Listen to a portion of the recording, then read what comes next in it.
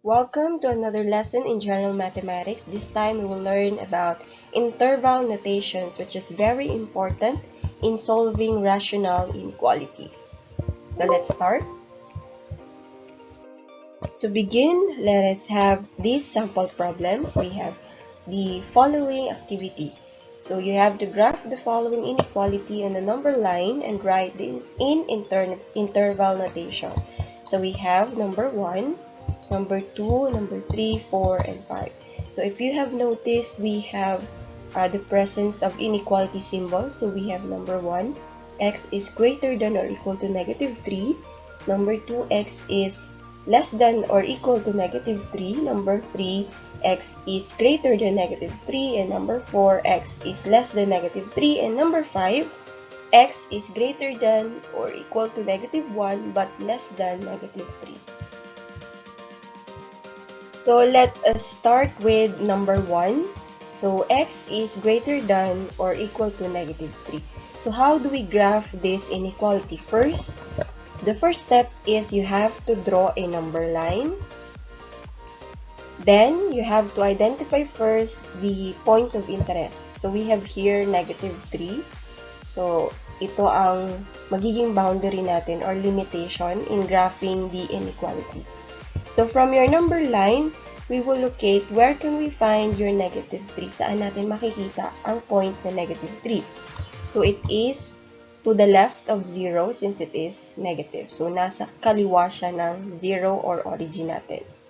So, after identifying your point of interest, which is negative 3, let us identify ano yung mga value or x na greater than negative 3. Saan natin makikita ang mga value or x na mas mataas kesa sa negative 3? So, nandyan siya. We have shaded the part where the values are greater than negative 3. So, nasa kanan to the right, it is located to the right of negative 3.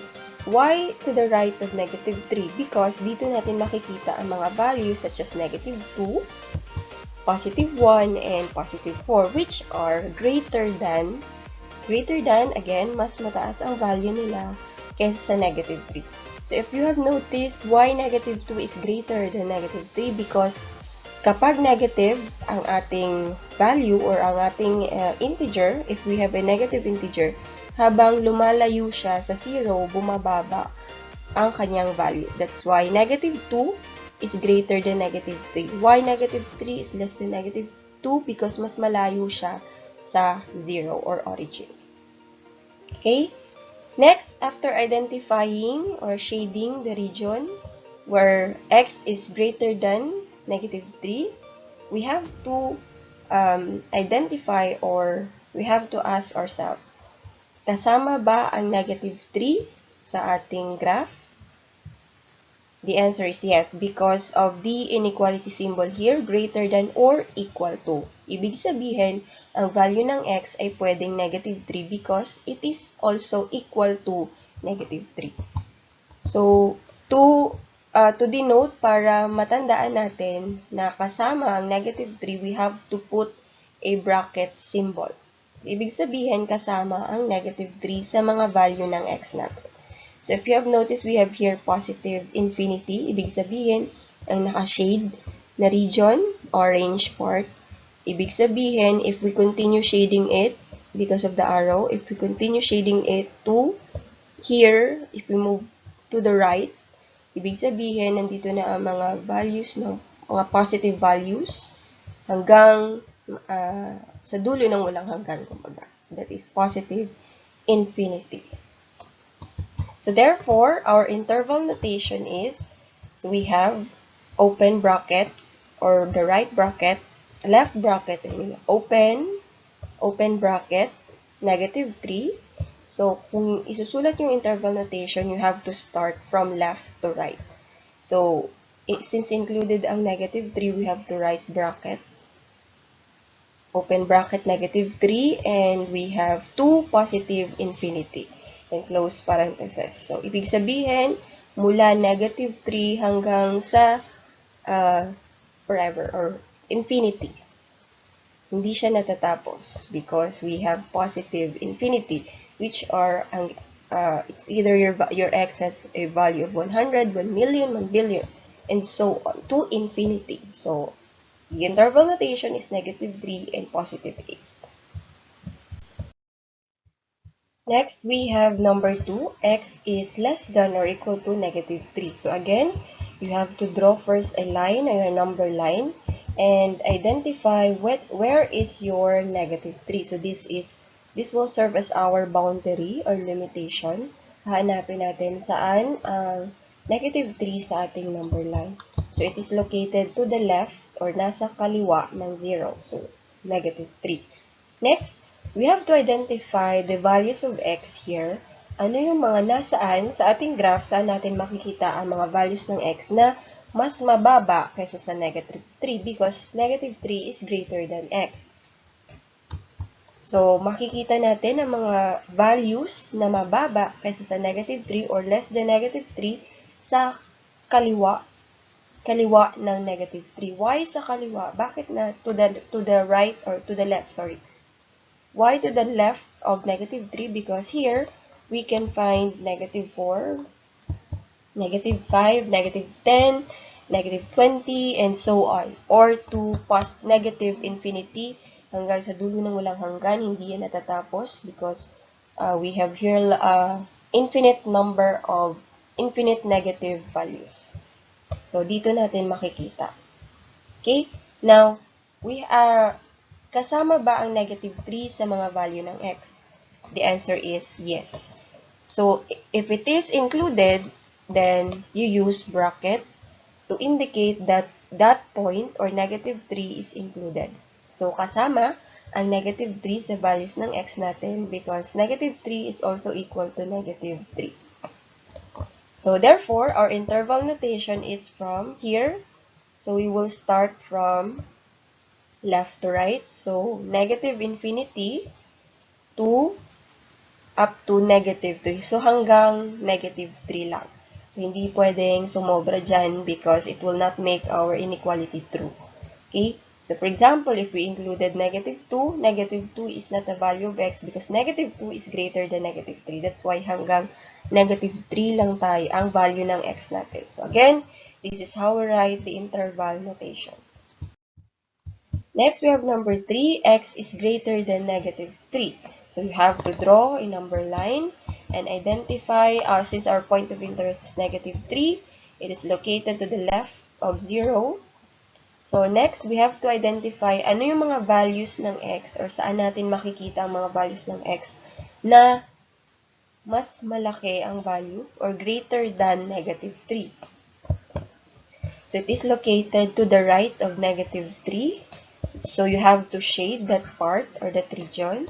Bakit to the right of -3? Because dito natin makikita ang mga values such as -2, +1, +4, +5, +10, or to infinity. Because maraming values dyan. So, there are infinite numbers of positive values here.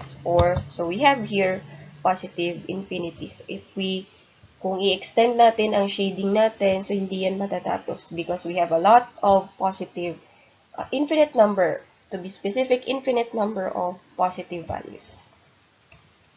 So, again, kasama ba? Next, you have to identify if -3 is included or not. Since ang ating inequality symbol here is greater than, ibig sabihin ang -3 is not included.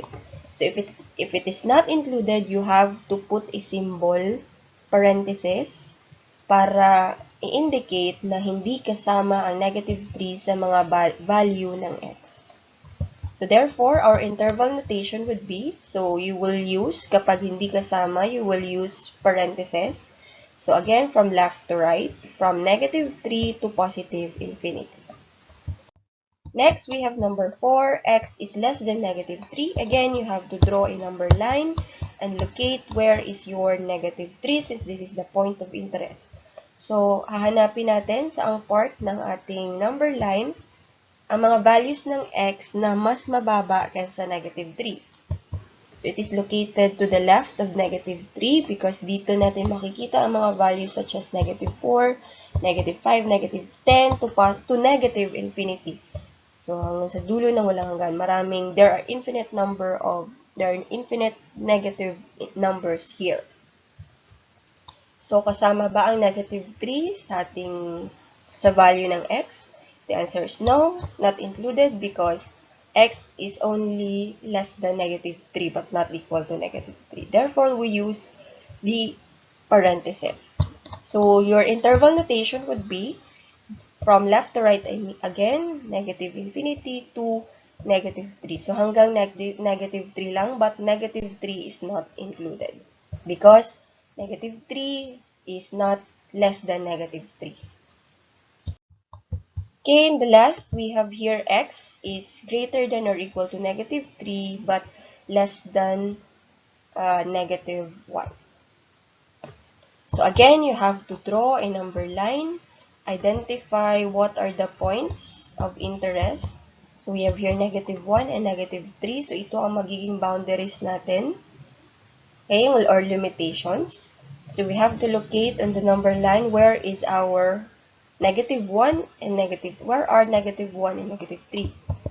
So it is located here to the left of 0.